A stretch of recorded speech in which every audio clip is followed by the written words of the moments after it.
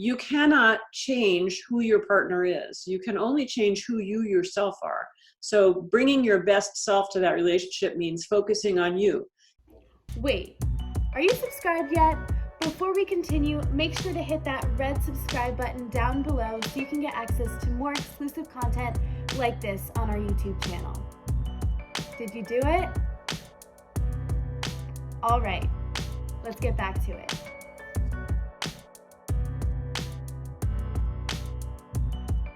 The ADHD members of the family and the non-ADHD members of the family are really very, very different, and much more different than people think they are. So we're all egocentric to some degree.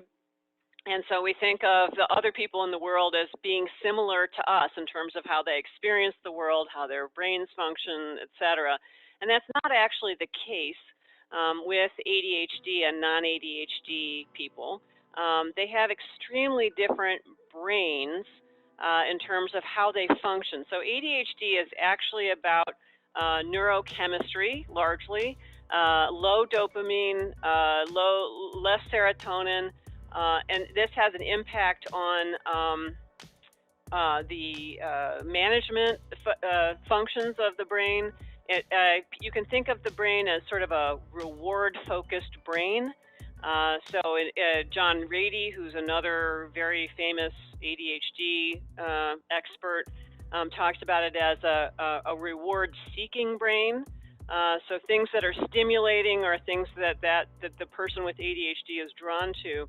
So that's quite different from the neurotypical or non-ADHD brain, which doesn't have those kinds of issues. So here are some good examples of why you cannot assume that either a child with ADHD or a partner with ADHD experiences things in the same way. The first is the sort of speed and energy of ADHD. And if you have hyperactivity, which is more common in children than it is in adults, then it's obvious externally.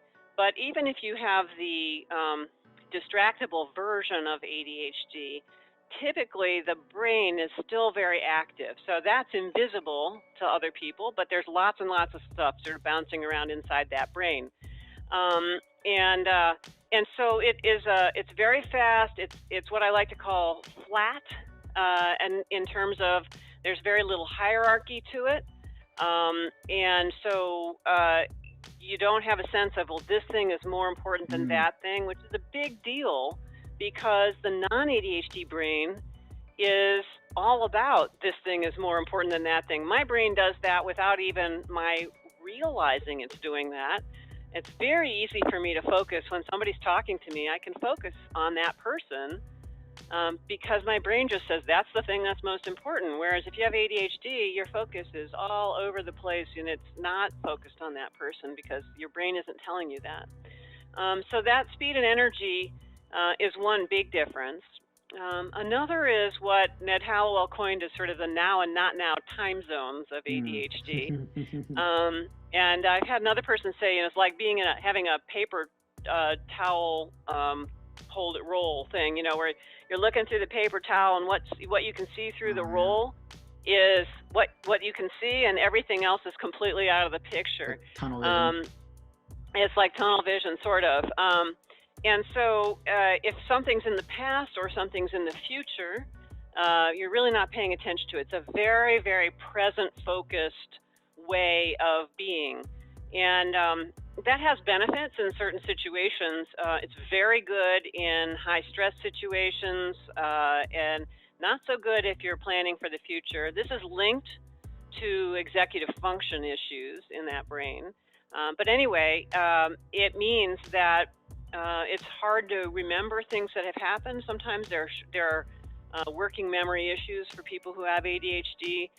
It's also often very difficult to plan for people who have ADHD. Those things are out, and they're not as good at figuring out what the steps are that get you to some future vision lots of times. And so things that don't feel at all overwhelming to a non-ADHD partner in terms of planning for something long-term or whatever can feel very overwhelming to a ADHD partner. So Again, not at all similar. There's also a lot of shame for many people who have ADHD, which relates to, if you're an adult, how you grew up, with a lot of people saying well-intentioned but not very supportive things such as, gee, if you'd only try harder, you would do so much better. And the ADHD partner knows, that adult knows, that they've been trying really hard, but they had this very disorganized brain, and they spent a lot of energy trying to just corral that brain to be able to get it to do what they wanted it to do, or to pull these ideas together when there was no hierarchy, or to remember to do things.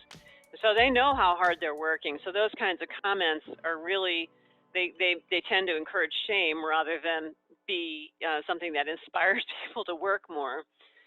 There's also a core characteristic now, and this is relatively recent, last 4 or 5 years worth of research now is suggesting that people who have ADHD are very easily emotionally aroused.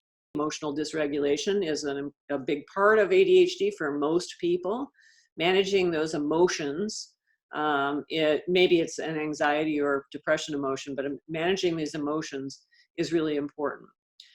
Defensiveness plays a big role in hurting primary partnership, a marriage or a main partnership, and so lowering defenses. And there are lots of different ways to do that. I'm going to talk about one in a moment.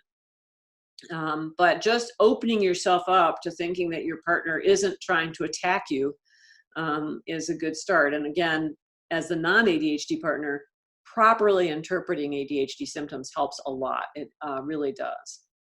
And then being willing to engage and step up to stop underfunctioning.